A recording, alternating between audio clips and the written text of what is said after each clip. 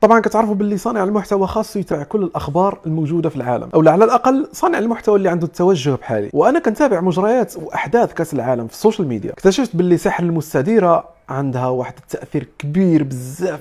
بصراحه التاثير ديال كره القدم اكتشفت باللي اكبر من تاثير السياسه والدبلوماسيه، وحتى اكبر من كل المواثيق الدوليه. اكتشفت باللي في بعض الاحيان هذه الرياضه وسحرها يوحد الشعوب ويجمع الاطراف المتنازعه وكيقلب كل الموازين الدوليه. الانجاز اللي حقه المنتخب المغربي بقياده وليد الركراكي خلى المغرب محط انظار العالم. كلشي ولا كيفاش على المغرب، لدرجه انه قريت في واحد المقاله باللي التغريدات اللي كانت على المغرب وصلت ل 2.2 مليون تغريده. كانت الفرحه كبيره في مصر، في الاردن، في السعوديه، في تونس، في كل بقاع العالم. المغاربه خرجوا عن بكره ابيهم واحتلوا الشوارع، كل شيء كيرفع الرايه المغربيه وكل شيء مفتخر بالمغرب. ولكن الحاجه الوحيده اللي حمقاتني وما قدرتش نفهمها هي انه في هذه الساعه بالضبط واللي المغاربه فرحانين وناشطين والعالم مفتخر بهم، في نفس اللحظه كاينين شي عدميين كيحاولوا يصطادوا في الماء العكر. والمشكله والمصيبه ان هاد الناس من بني جلدتنا مغاربه، خاصهم يدمروا الفرح ديال المغاربه باي طريقه. بحال داك الانسان السام والحقود ملي كيشوفك فرحان كيبغي يخسر عليك الفرحه ديالك. العناصر ديال المنتخب الوطني المغربي واللي حققوا هذا الانجاز التاريخي هما بصراحه خير دليل على بركه هذا الوطن. فتخيل معي ان بعض اللاعبين رفضوا انهم يلعبوا المنتخبات الاوروبيه واختاروا انهم يلعبوا المنتخب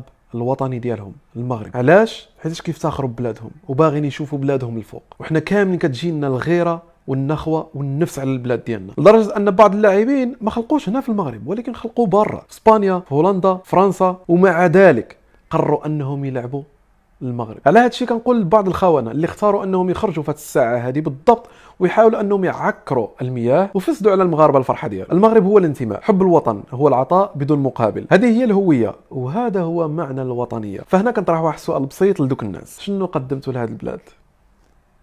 لا شيء، صفر. نتوما صفر وغادي تموتوا صفر. عمره ما غادي يكون عندكم تاريخ لهذه البلاد، وما عمر الاسم ديالكم غادي يتذكر في كتب التاريخ ديال الوطن ديالنا. كلنا شفنا بعض الاسود ديال الدبلوماسيه المغربيه كانت حاضره في كاس العالم، منها وزير الخارجيه ناصر بوريطه تبارك الله عليه، وحتى السفير عمر هلال، وايضا مدير الامن الوطني عبد اللطيف الحموشي. شفناهم كيفاش كانوا فرحانين بفوز المغاربه وكيفاش كانوا كيتصرفوا بكل عفويه. الحضور ديالهم كيبين على مدى الوطنيه ديالهم والاهتمام ديالهم بالمنتخب المغربي. لذلك اي واحد من هاد الناس هادو كيسبهم او كينتقدهم راه في النهايه ما غتربحوا حتى شي حاجه وغتبقاو كيف ما قلت لكم صفر. المغرب كبير برجاله وولاده، المغرب كبير على اللي ما لقى خدمه غير انه يسب بلاده مقابل الفلوس.